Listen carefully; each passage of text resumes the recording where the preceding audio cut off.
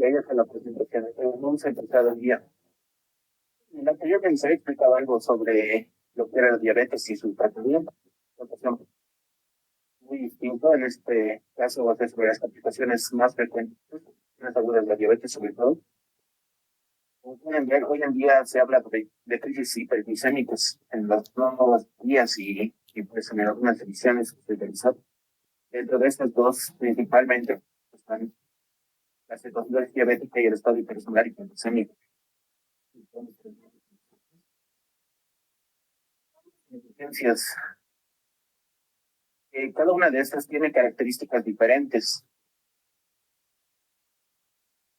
Tienen una mortalidad elevada, son letales dependiendo del manejo que vamos a realizar y dependiendo de en qué momento nosotros vamos a poder reconocerlas.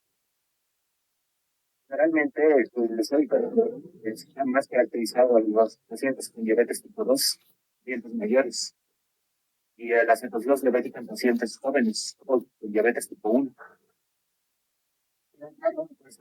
No se pueden presentar la diabetes tipo 2, también puede presentarse en los diabéticos. No necesariamente es predisponente de la diabetes tipo 2, sino puede ser ambos. El origen de todo esto pues, es el déficit de insulina y la alteración de las hormonas contrarreguladoras. Una deficiencia de insulina. Los pacientes con diabetes tipo 2 ya tienen una alteración a nivel de la insulina, que se caracteriza por la resistencia a la insulina.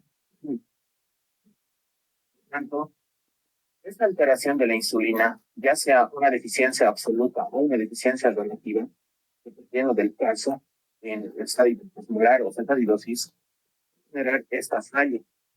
Concomitantemente, esto genera pues estados de hiperglucemia y en algunos puntos de activación de otras vías metabólicas para el uso de sustrato de la generación de energía, como es el caso de la glucosa y la lipólisis.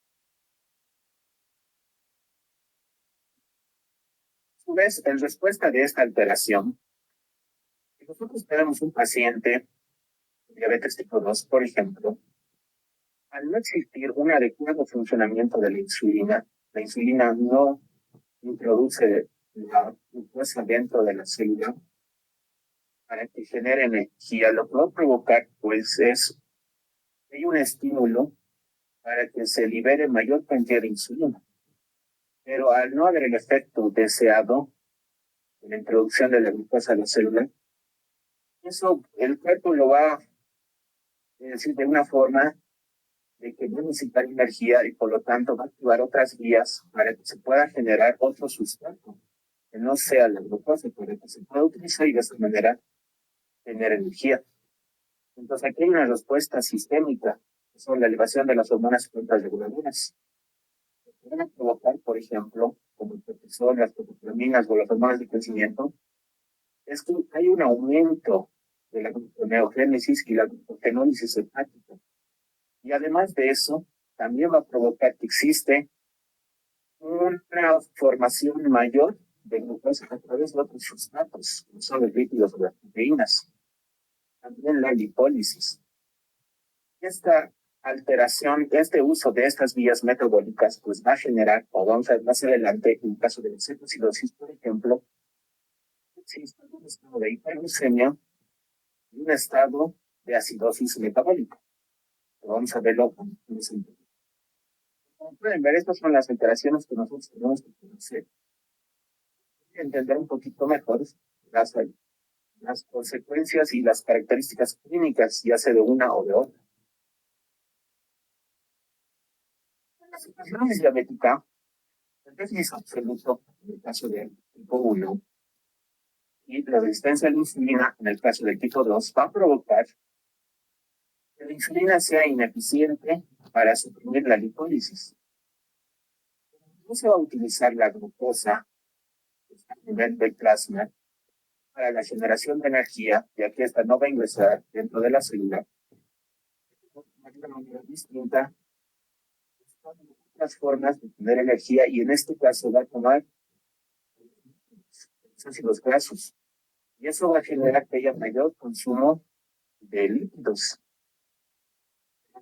de energía, y eso va a provocar pues un estado descontrolada, ácidos grasos libres al hígado. Estos ácidos grasos se van a formar en cuerpos cetónicos debido a una oxidación, y estos cuerpos cetónicos son pues, lo que nosotros conocemos o lo que va a generar la acidosis metabólica. Entonces, los cuerpos cetónicos, el hidroxibutirato, el acetato y la acetona. La consecuencia clínica de esto es que la acidosis metabólica, vamos a ver en la gasometría a nivel elevado, va a haber cetonemia significativa, y eso puede condicionar la técnica que nosotros vamos a poder observar, incluyendo las expresiones de las situaciones diabéticas. Se dice que la evolución de esto es en transcurso de un día o menos de un día. Es rápida en relación al estadio plasmático. El estadio plasmático es relativo. Por eso se daba más en pacientes con diabetes tipo 2. Para bloquear la lipólisis de los cetosis, pero no la hiperglucemia. Esa es una de las diferencias. En la cetoacidosis diabética, antes de haber una glucemia, pues esta deficiencia de insulina lo que va a provocar es que haya un aumento de la lipólisis, y eso condiciona un aumento de los ácidos grasos y va condicionando cuerpos cetónicos y ácidos metabólicos. Y eso se va a hacer en un círculo vicioso.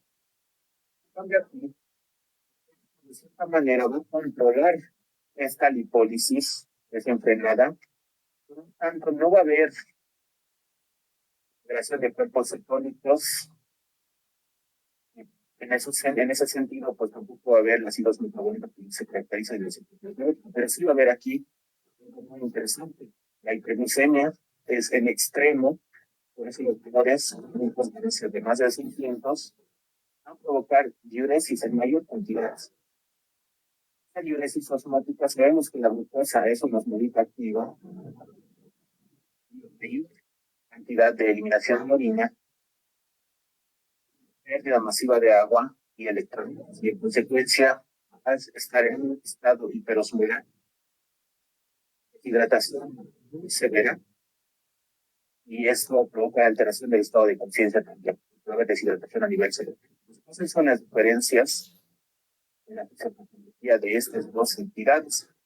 Podemos verlas de forma separada o mixtas.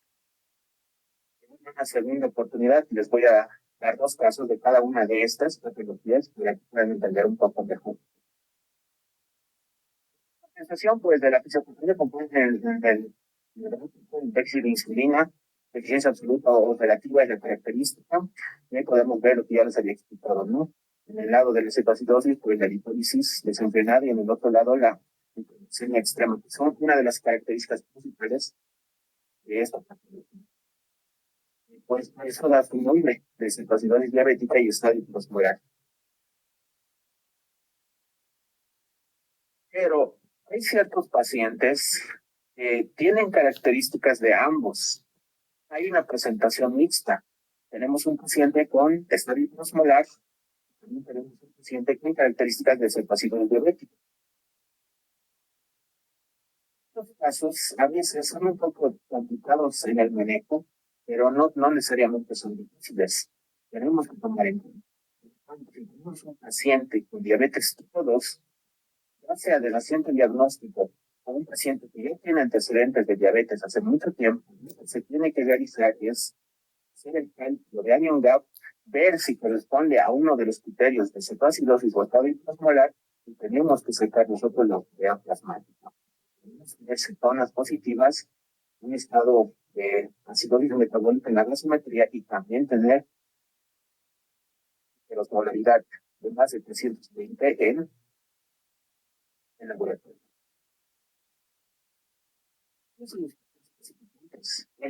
Nosotros tenemos que hacernos. Tengo un paciente con diabetes, tiene el antecedente, hemos detectado que tiene, por ejemplo, cetoacidosis diabética. Entonces, la pregunta es: ¿por qué generó cetoacidosis diabética este paciente o esta hiposmolar? pues tenemos algo que se llama las 5I. Infecciones, es lo que nosotros tenemos que buscar. Más comunes, neumonía, infección urinaria, y luego vienen las gastrointestinales, infarto, infarto sobre el miocardio o embolias cerebrales, alteración en el uso de la insulina, ya sea que tiene una dosis insuficiente o no hay una adherencia adecuada al tratamiento. Isquemia, en caso de trombosis mesentérica, trombosis en extremidades, ya sea venosa o arterial, o intoxicación por algunos fármacos. Tenemos que detectar que corresponde con el fin. Una vez que nosotros tenemos un paciente y le hacemos la detección correspondiente, tenemos que corregir esta etiología.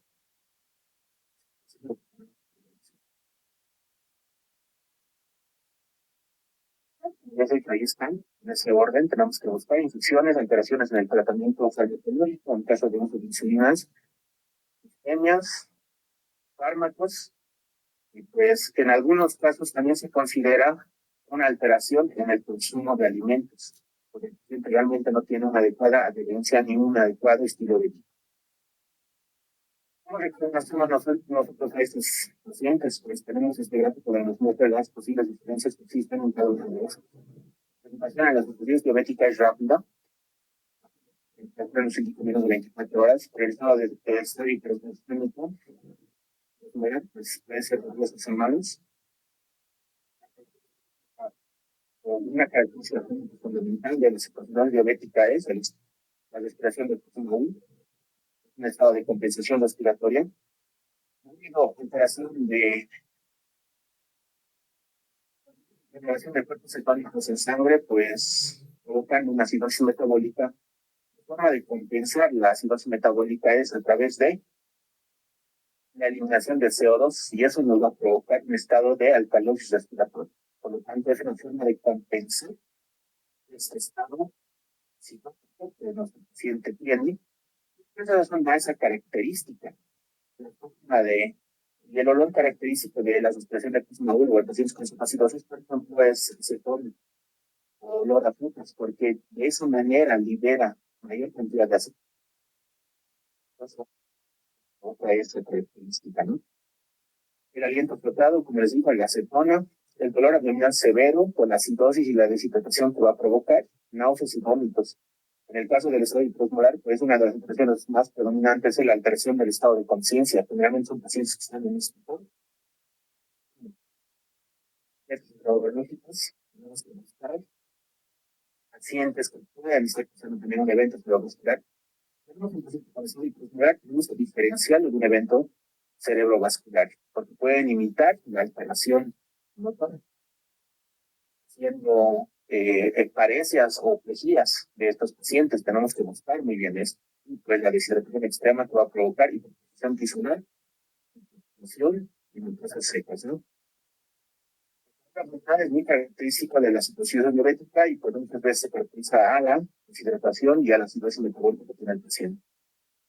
Si tenemos un paciente que viene con dolor abdominal y tiene diabetes, pues hay que considerar que es secundario no es eso o buscar otras causas que no sean quirúrgicas.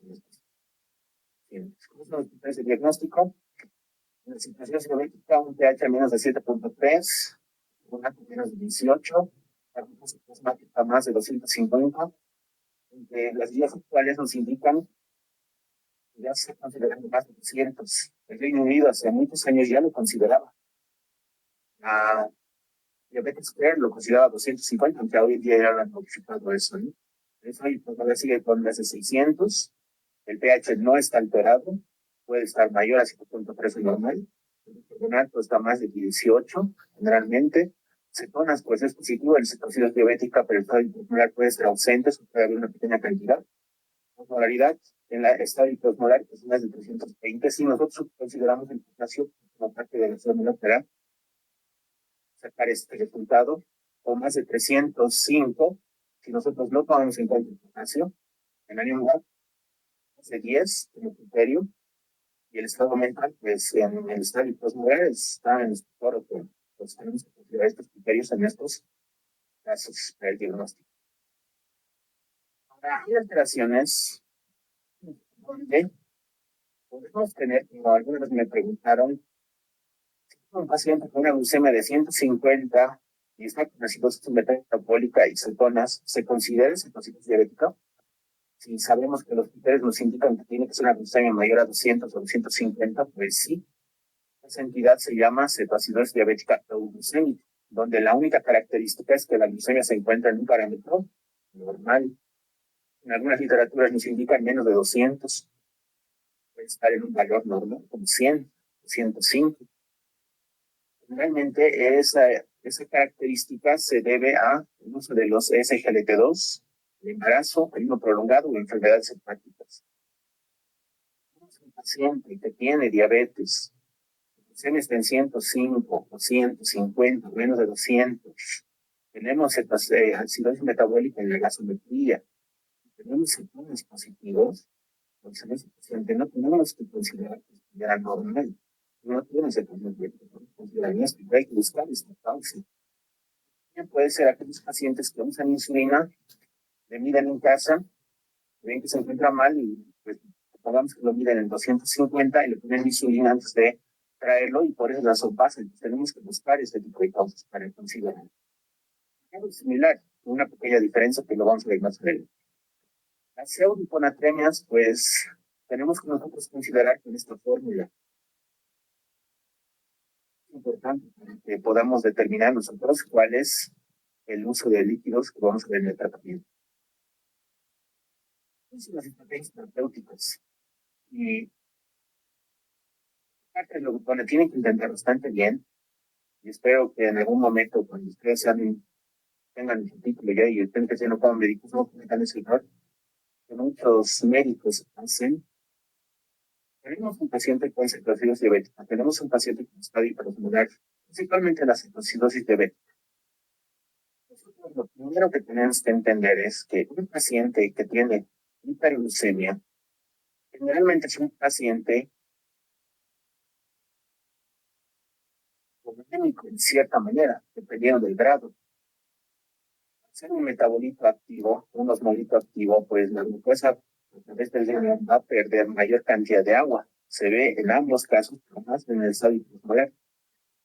Por lo tanto, si yo tengo que hacer una corrección de mi paciente con cetoacidosis diabética, lo primero que tengo que hacer es restablecer el fluido o la circulación. Tengo que restablecerlo antes de usar otro tipo de terapias. No necesariamente yo tengo que usar, por ejemplo, hacen algunos médicos, vemos una gasometría, vemos un trastorno ácido-base de tipo acidosis metabólica. La literatura nos dice que tenemos acidosis metabólica, en ciertos casos tenemos que hacer la corrección con ciertos del carbonato. Pero en este caso, lo primero que tenemos que hacer es establecer límites. Establecer fluidos, tenemos que buscar el volumen, la precisión, prioridad. Entonces, si tengo un paciente con cetoacidosis, tengo un paciente con antecedente de diabetes y yo estoy sospechando de cetoacidosis diabética, lo primero que tengo que hacer es establecer el volumen intestinal, administrarle fluidos. No tengo que administrar insulina, no tengo que administrarle otro tipo de fármacos. El uso de electrolitos. Tengo que corregir las alteraciones que puedan tener mi paciente. Una de las alteraciones que yo tengo que corregir de forma inmediata es el potasio. Después se hace el uso de insulina. Pero el uso de insulina en el paciente con diabetes no es la corrección de la glucemia, no es si tengo un paciente con glucemia de 300, no es bajarle a un valor normal de menos de 180. La prioridad y el uso de la insulina es para detener la cetogénesis inicialmente y después la hiperglucemia. En el estado hiperosmolar yo tengo que corregir la hiperglucemia. Es como tercera. Luego pues hago tratamiento de acuerdo al sector clasificado de la operación. Lo que yo tengo que hacer es ven en el gráfico el solo hacer la corrección, la eliminación con líquidos, pues puede bajar mi glucemia de 75 a 100 en una hora. El paciente con cetoacidosis, le hago un control gasométrico que eso me va a tardar más de 5 minutos. Inmediatamente yo administro fluido, puedo hacer una solución de 1000 en una hora y hasta eso ya me va a llegar la gasometría. Veo que tiene cirrosis metabólica y veo que tiene una glucemia de más de 250 o 200. Continúo con la hidratación hasta que me lleguen los electrolitos, en este caso el potasio. No sé si ustedes me pueden responder por qué es importante antes del inicio de insulina saber el valor de potasio. Porque porque la insulina hace que el potasio se introduzca. Bueno, la insulina va a hacer que la glucosa junto con el potasio se introduzca dentro que es la célula y va a haber potasio.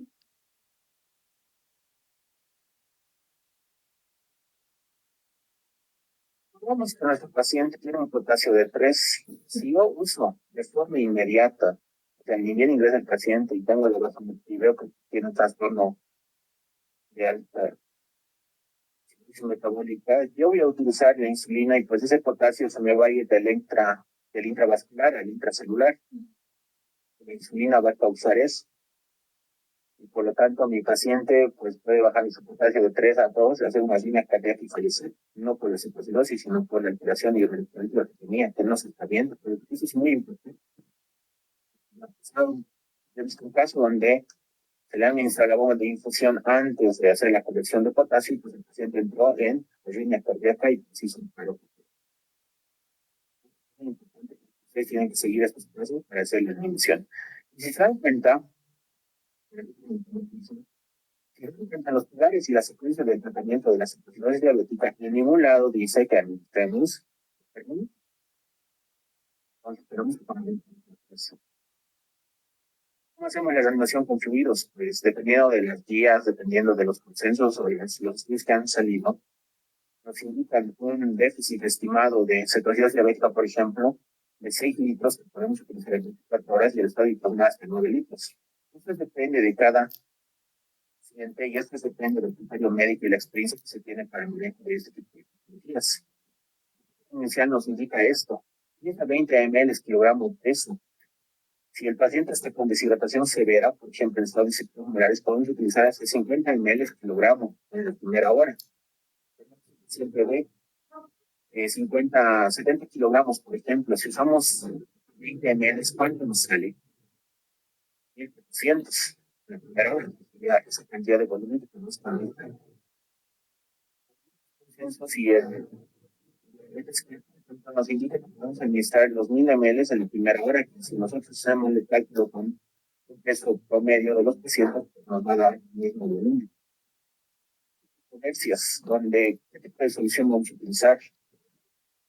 Si vamos a utilizar el fibra salino normal, 0.9%, o utilizamos como rico dato. Decir cuál es la forma correcta de administrar líquidos en nuestros pacientes.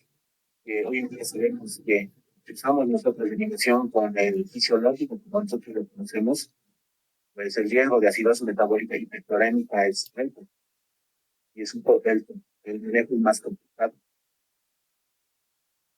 Entonces, muchas veces por eso plantean utilizar otro tipo de soluciones. Si es que han revisado, ¿qué creen que se llama solución fisiológica? ¿Ya saben?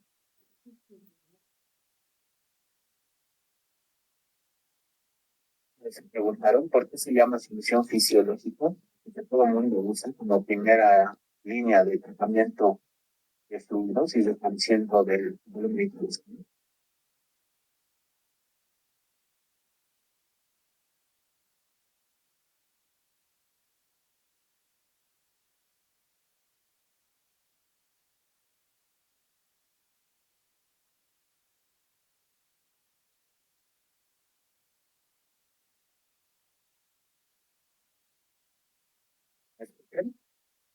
Doctor, ¿no sería por la concentración? ¿Presentación de qué? Del sodio. Cuando se ha creado la solución fisiológica, pues ellos pensaban que era una solución similar a la concentración de los electrolitos en plasma, uno de ellos el sodio. Sabemos bien que el valor de sodio es de 135 y 135, pero la solución fisiológica tiene 154. Entonces, si bien se acerca a un valor casi similar a lo del plasma, pues no lo es.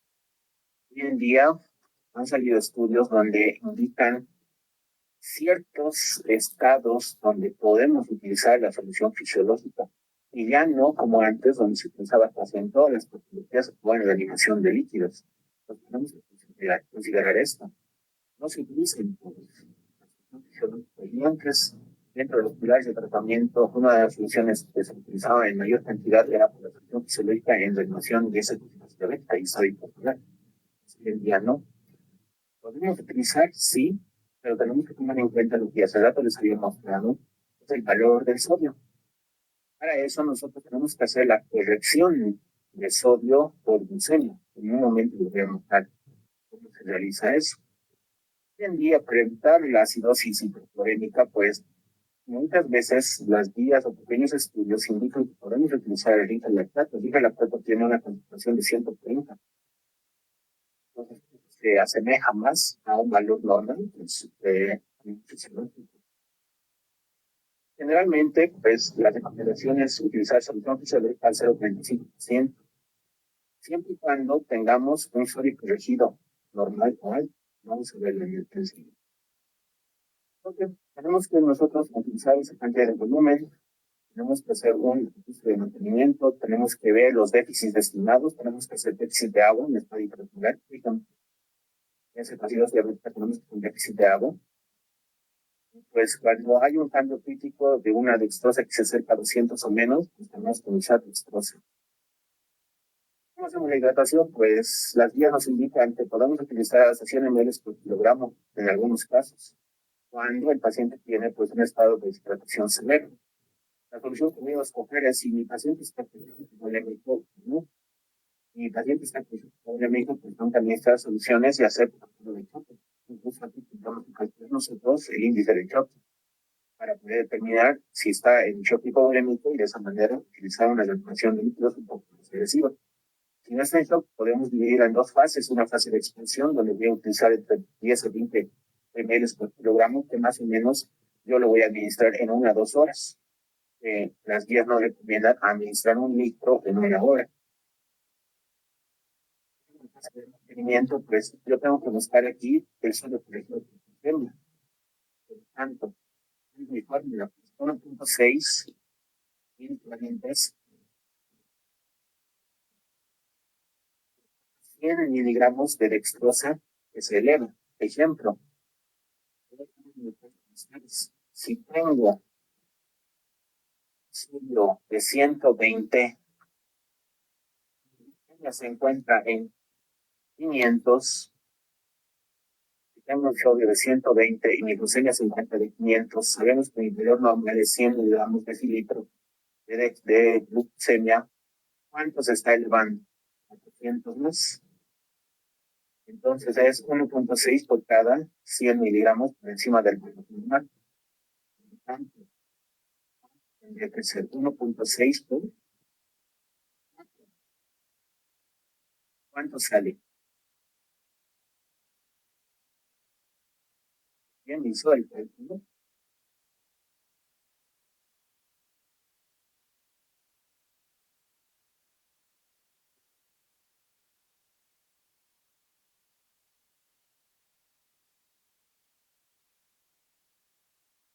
Doctor, 1.6, no estaré 6 con 6 con. Entonces, al 120 que yo tengo de sodio en este ejemplo, yo le aumento 6.4. Por lo tanto, mi sodio no está en 120, sino está en 126 puntos. Por eso es importante hacer la corrección de sodio por glucemia. No sé si han entendido esta parte. Por encima del valor normal, en este caso, si ponemos en cuenta 100 miligramos de cilitro, por cada 100 miligramos de cilitro de cosa que se encuentra elevado, pues yo tengo que sumarle 1.6 a mi sodio. tengo el resultado en el laboratorio. El ejemplo era un sodio de 120 y pues si sacamos esa fórmula, voy a tener un sodio de 126. Cambia la diferencia, si se dan cuenta. Si tengo un sodio de 120, pues tengo un paciente con hiponatremia severa. Pero si yo hago el cálculo, pues voy a tener un paciente con hiponatremia moderada. Entonces las conductas cambian. ¿Cómo sirve saber esto? Porque a través de esto, yo voy a poder determinar si voy a seguir utilizando solución fisiológica, voy a cambiar por una. Normal o relativamente pues, de 135 grados. Yo no debería utilizar solución fisiológica. Yo debería utilizar la solución fisiológica al 0,25% y buscar otras alternativas. En nuestro medio, pues, de las soluciones que más se utilizan y vamos a encontrar con mayor facilidad son pues, fisiológicos de lactato de 20.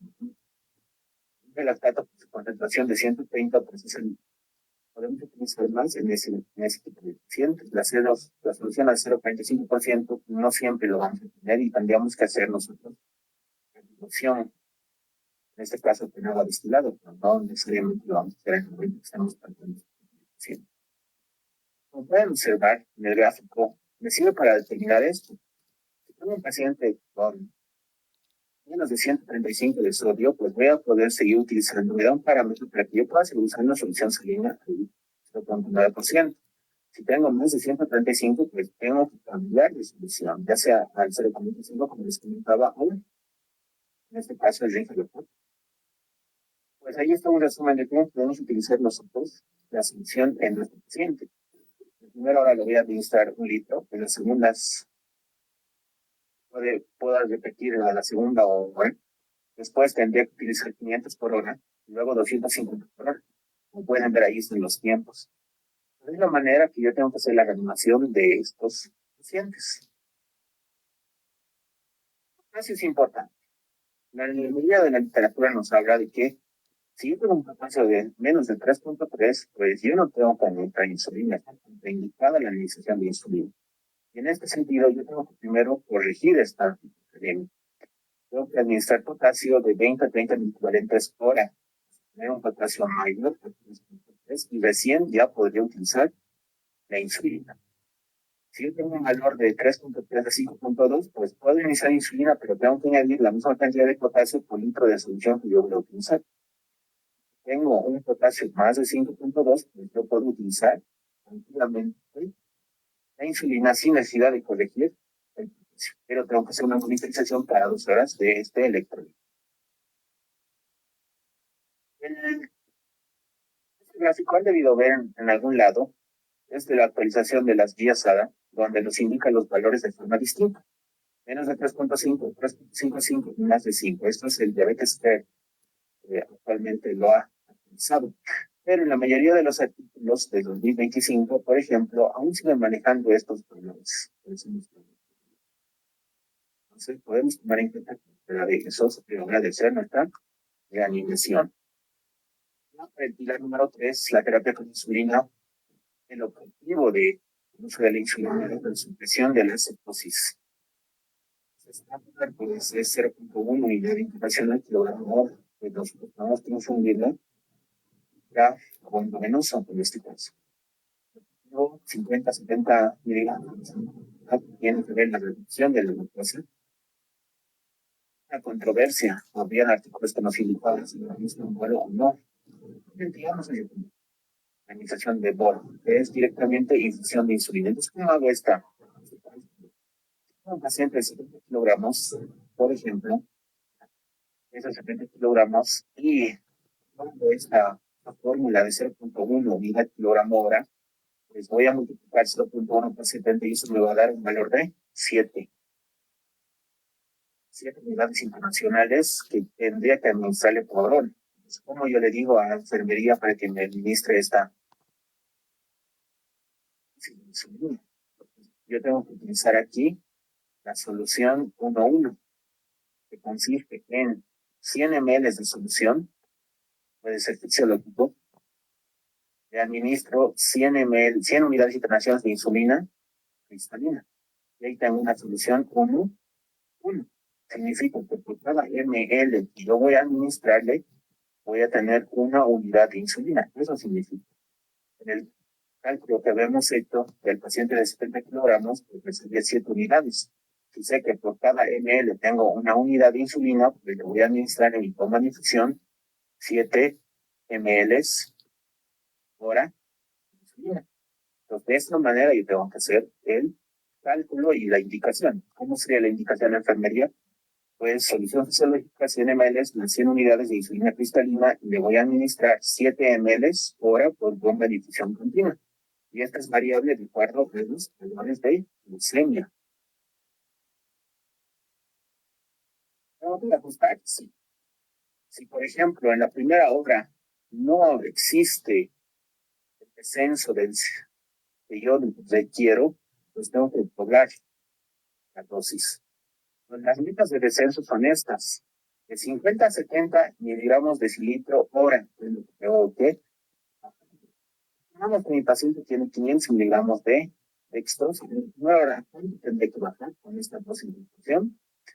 Tendría que bajar 150 a 430 en mi primera hora. Entonces, eso es lo que yo tengo que monitorizar. Si, por ejemplo, mi paciente se excede y baja más, no puede bajar pues en una primera hora de 500 a 150. No puedo permitir eso. Tengo que mantener una glucemia, un descenso en estos valores para poder tener realmente la acción que yo necesito, que es cortar la cetoacidosis o la cetonemia en este caso. Por ejemplo, la insulina que vamos a utilizar es la insulina regular o cristalina. Tenemos que tener en cuenta potasio, sí, como ya les había comentado. ¿Cómo yo voy a utilizar? Mi objetivo de 50-70, como ya les había mencionado. Pero ahora, pues si no disminuye, si por ejemplo mi paciente entró con 500 y luego un control y el paciente sigue en 500, 190, pues no ha cumplido el objetivo de reducción de 50-70, lo que voy a hacer es doblar la dosis. En este caso, si mi paciente estaba con 7 ml hora, pues lo voy a doblar a 14 ml hora. O de otra manera, si mi paciente estaba con 0.1 unidad por kilogramo, pues voy a utilizar 0.2 unidad por kilogramo, que igual me va a salir 14. La administro a 14. Si disminuye rápido, por ejemplo, si mi paciente está en 500 y de 500 ha bajado a 200, pues le tengo que bajar en la mitad. Si estaba con una infusión de 7 ml, pues le bajaría a 3.5 o 3 ml. Si mi paciente está menor a 200 miligramos de cilitra, pues voy a comentar solución dextrosa. Sí, sí. Ya les había mencionado, la indicación de la insulina no es para la corrección de la glucemia, sino es para romper este ciclo de... La idea, corregir la cetonemia. La única manera de corregir la cetonemia es bloquear la vía de la lipólisis que está generando gran cantidad de ácidos libres. Romper esto, y la única manera de poder romper esto es que esa glucosa que tengo en plasma pues se utilice y tenemos la estaría muy bien. Tanto, ese es mi objetivo, no corrección de la glucosa, sino corrección de la cetonemia. Pues tengo que mantener un valor de 150 a 200 miligramos de cilitra. Si bajo por eso menos de 200, yo inmediatamente tengo que administrar dextrosa. ¿Por qué? En mi medio intravascular tengo que tener esta cantidad de dextrosa para que pueda ser utilizada como sustrato y generación de energía y no hacer activación de lipólisis. ¿Qué pasaría si yo lo bajo mucho a valor de 100, por ejemplo, en paciente? Uno, el riesgo de hipoglucemia, y número dos, el riesgo de que con la hipoglucemia nuevamente se activen estas vías metabólicas. En la ADA, pues nos indica lo mismo, ¿no? En el estado hiperosmolar hiperglucémico, pues nosotros no utilizamos una solución 1-1, solución 0.51. Yo prefiero mi solución 100 ml de solución fisiológica más 50 unidades internacionales de insulina. Yo tengo una solución 0.01. Yo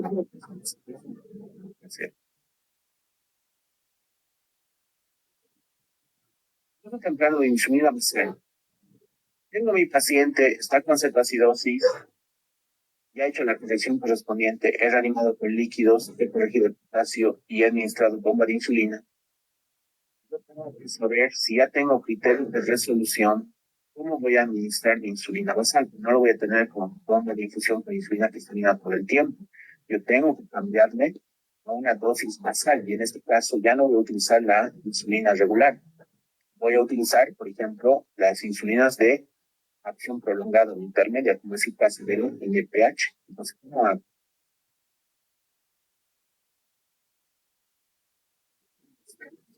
Sí, 5 unidades kilogramos una vez al día, iniciada tempranamente. Función de los diabéticos. Entonces, ¿cómo voy a hacer? Pues, si tengo mi paciente que está con bomba de infusión, lo primero que voy a hacer es, si vamos a ver en un momento, le administro. Si pesaba 70 kilogramos, ¿cuánto saldría? Esa dosis de 0.25.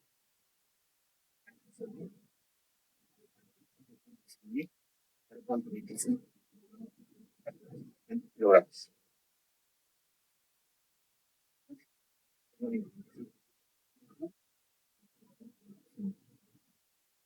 Sale 17,5. Entonces yo voy a administrar 17,5 unidades de NPH a mi paciente. Le administro y posteriormente, por ejemplo, le administro en la hora 3. Puedo dejarlo en algunos casos nos indicaban hasta una hora después y recibir la bomba de infusión. No, y esto es importante porque en algunas ocasiones, en algunos pacientes con cetoacidosis, ven que su glucemia baja, inmediatamente le retiran la bomba. No administran la solución, retiran la bomba, no administran el EPH. Eso es algo incorrecto, porque la idea es romper este círculo vicioso de cetonemia.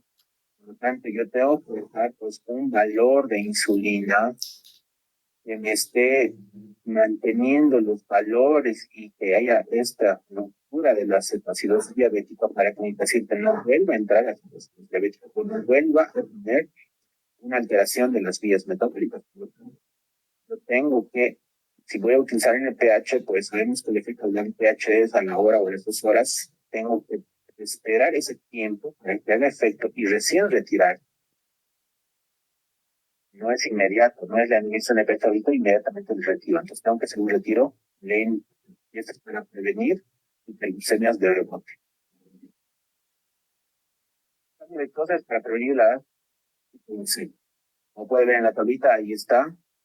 Tengo que añadir la dextrosa, ya sea el 5% o el 10%.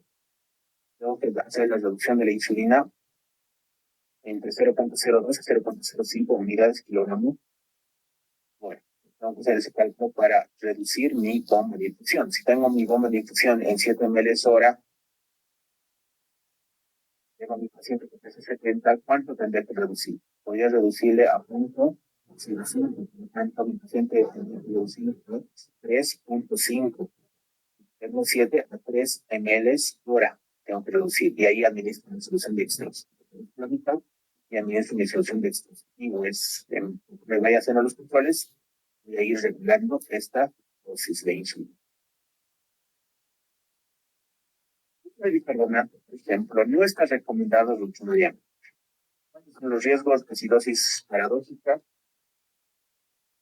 el líquido cefalorraquídeo y hipopotasemias retrasan la progresión de la cetosis. Esto es muy importante. Cuando yo sí puedo utilizar, ¿no? Cuando mi pH está menos de 6.9, el potasemia se viera como horizontal. Pero esto yo lo tomo en cuenta cuando he hecho todo lo anteriormente mencionado. He hecho hidratación, he corregido la alteración, he utilizado la bomba de infusión y aún así mi paciente sigue con un pH muy bajo. Ahí sí tengo que considerar primero otras causas de acidosis metabólica y recién puedo utilizar el. No es de entrada, no es que tenga mi paciente desde el inicio, ni siquiera hago la protección del intravascular, no uso la bomba de infusión y automáticamente hago. Eso es lo que no tienen que hacer. Es importante que no hagan eso. Las opciones que pueda tener nuestro paciente pues son estas, edema cerebral. Hay un desplazamiento rápido de agua del cerebro por la caída brusca de los margaritas. Vamos a tomar en cuenta esto en el caso de mi paciente. Manejo de la vía aérea. Unas veces nosotros cuando vemos un paciente en emergencias, por ejemplo, que tiene circunstancias diabética, primero que nos llama la atención a nosotros es el tipo de respiración.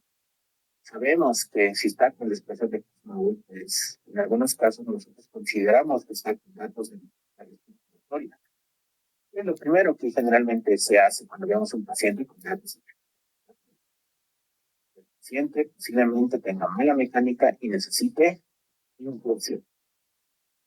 Eso es lo que se piensa cuando tenemos un paciente con estas características. Pues la intubación elimina la compensación respiratoria. Sabemos que la respiración que tiene el paciente es por la acidosis metabólica que tiene el paciente. Es una forma de compensar la eliminación de la acetona salada por vía respiratoria y por eso tiene ese tipo de respiración. Por lo tanto, si yo intubo a este paciente, pues hay un riesgo de que esa compensación mejore y el riesgo de que continúe con la acidosis sea mayor y puede ser incluso. Por eso muchas veces estos pacientes no necesitan infusión. Se puede hacer su manejo. Si yo hago todos esos pasos que tengo que seguir de forma ordenada, correcta, con criterio, pues este paciente tranquilamente puede salir y no necesariamente ingresar a una terapia intensiva o incluso la intubación. Menos que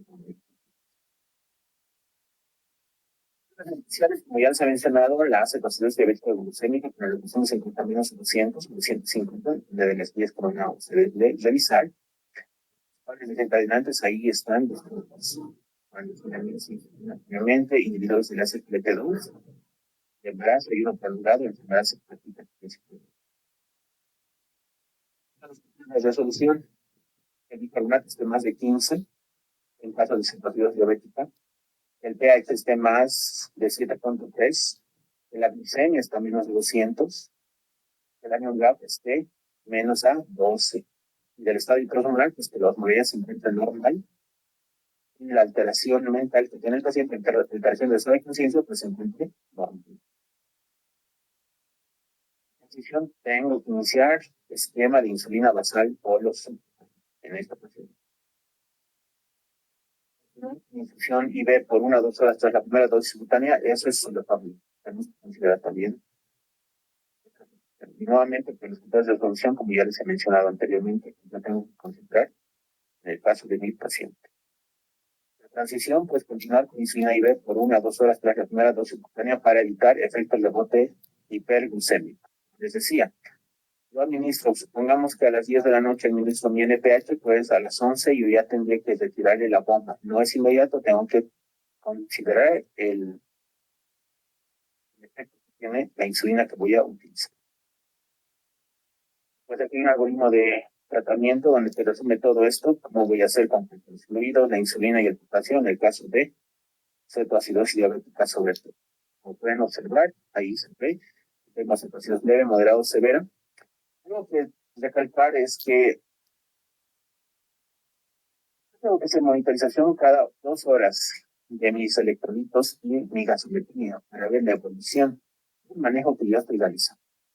No es que viene mi paciente en la mañana, hago una gasometría, le hago la corrección y en la noche los días presiono los controles. No, son controles que se tienen que hacer cada 2 horas de estos, de la gasometría para ver el estado ácido base y de mis electrolitos.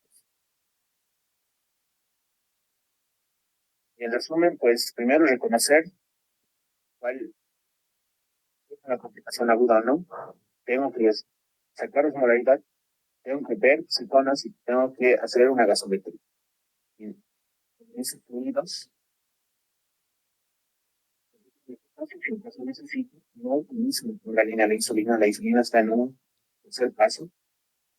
Hago mi mantenimiento, pues mi resolución, y después de eso, pues, ya continúo con mi tratamiento para la corrección de la glucosa y ver lo de la adherencia al tratamiento de nuestros pacientes.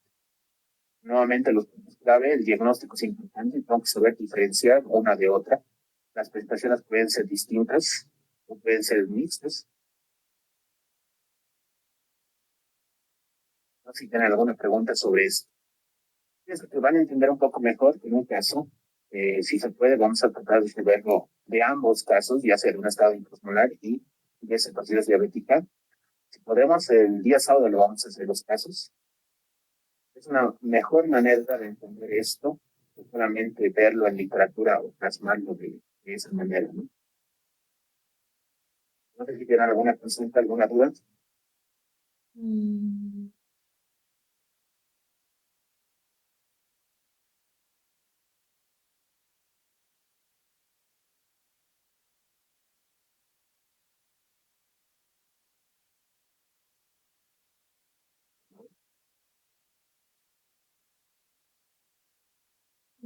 sí, se escucha. No sé si tienen alguna duda, algo que no hayan entendido para poder repetirlo. Es que he quedado todo entendido o no han explicado nada. Ok.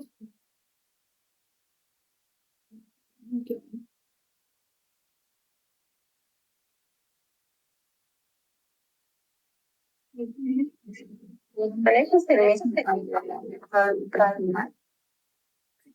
solamente para eso y poder no se corrige la hiponemia, sino el objetivo es corregir la hidratación, la deshidratación y tratar de mantener una glicemia, pues la deshidratación en un nivel de 200 a 205. Igual usamos bomba, pero en este caso no usamos la bomba en una dilución 1,1 como les he dicho, podemos utilizar una dilución 0,051, que es 100 ml de solución más 50 unidades de dextrosa, ¿no? Y pues podemos el cálculo. ¿No? Aquí lo importante es tratar de corregir la hiperglucemia en el paciente. En el caso de estado hiposmolar, muchas veces la hiperglucemia es más complicado bajarlo. A veces no baja rápido. Entonces, unas cositas un poquito más altas. Y en el caso de ser paciente, vamos a ver con un caso eso para poder entender un poquito mejor. Igual, recientemente tuve un caso un poco interesante que tenía estadios mujeres. No se me dijo, quería darles ese mismo caso a ustedes. Vamos a ver qué es.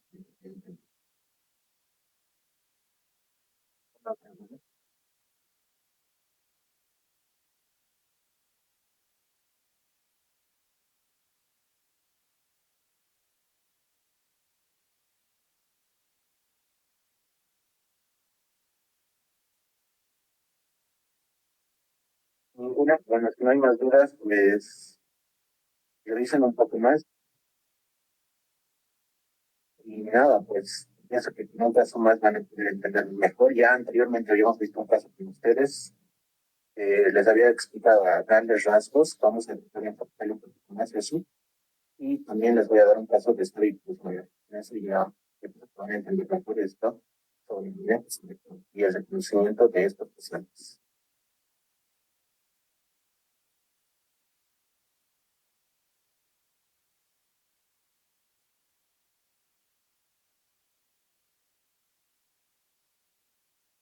Bueno, si no más preguntas, pues entonces hasta aquí sería lo que les he querido dar, y al siguiente vez veríamos eso de los casos.